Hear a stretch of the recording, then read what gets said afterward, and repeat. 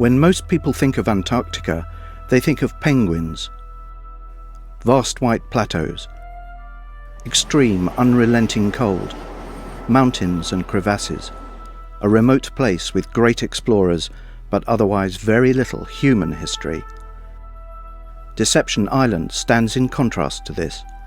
First seen from a distance by Edward Bransfield in January 1820, it would have looked like any other island in the recently discovered South Shetland Islands. That is until 10 months later, when the American sealer Nathaniel Palmer sailed close to the island and discovered the narrow entrance into Port Foster.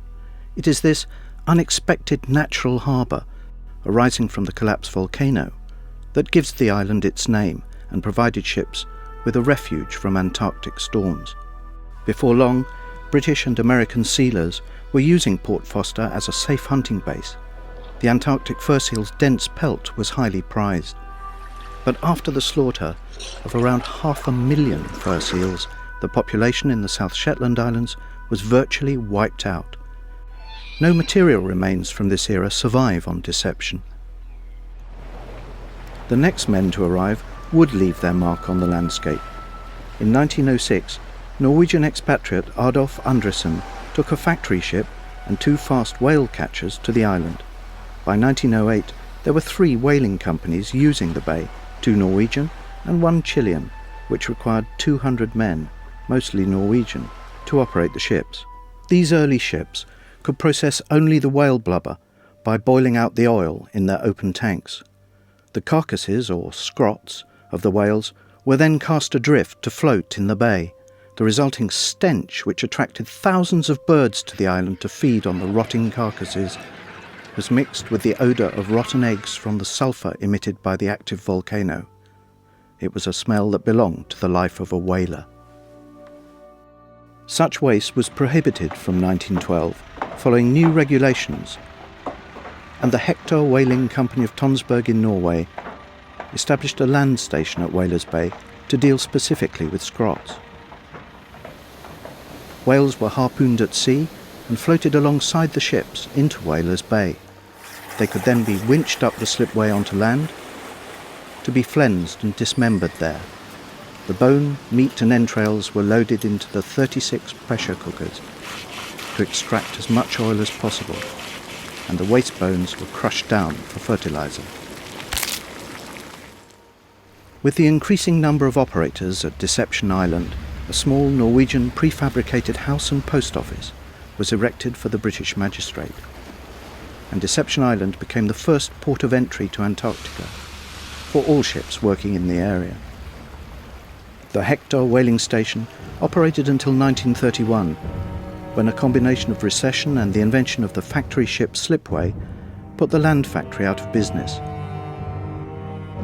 During these whaling years, a cemetery was established behind the land station, eventually containing 35 graves and a memorial to 10 men lost at sea. This was buried and partly washed into the bay when the volcano erupted in 1969. Only one empty coffin gradually reappeared, while 2 crosses have been moved there in later years. In 1928, an expedition led by Australian Sir Hubert Wilkins transported 2 Lockheed Vega aircraft to Deception.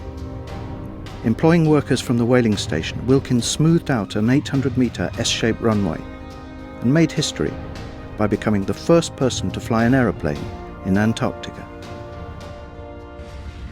In 1943, a British naval expedition called Operation Tabarin was mounted to conduct scientific research and reinforce territorial claims in the Antarctic. The first of 2 bases was set up in Deception Island at Whalers Bay. On arrival, the team found that the magistrate's house and 2 of the whalers' dormitories were fit to live in, and they renamed the main building Biscoe House. This base was known as Base B and continued to operate as a meteorological station and staging post for ships and planes. The second base, set up further south at Port Lockroy on the Antarctic Peninsula, was known as Base A. This base still stands today and is cared for by the UK Antarctic Heritage Trust. In 1955, hunting aero surveys was contracted to undertake a major aerial survey of the Antarctic Peninsula using 2 Canso amphibious aircraft and 2 helicopters. They built the hunting lodge, now known as Fidesi Hut, after the Falkland Islands and Dependencies Aerial Survey Expedition.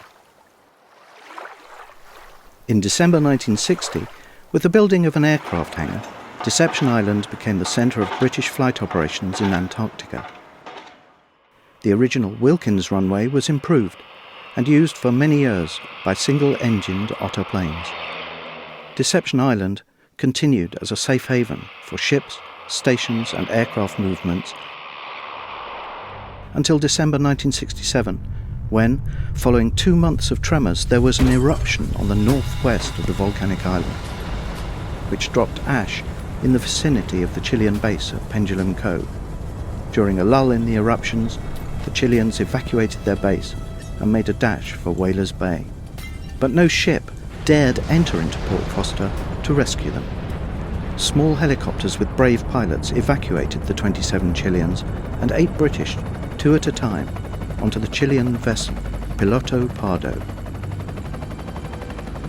Base B was reoccupied in the following summer, but only briefly, as a second, larger eruption destroyed most of the buildings at Whalers Bay and the remainder of the Chilean base. Once again, Piloto Pardo came to the rescue, and Whalers Bay has not been reoccupied since. Today, no one winters at Deception, and only Spain and Argentina have active summer stations on the island. Deception Island's varied human history has been partially masked by nature, but is preserved in places.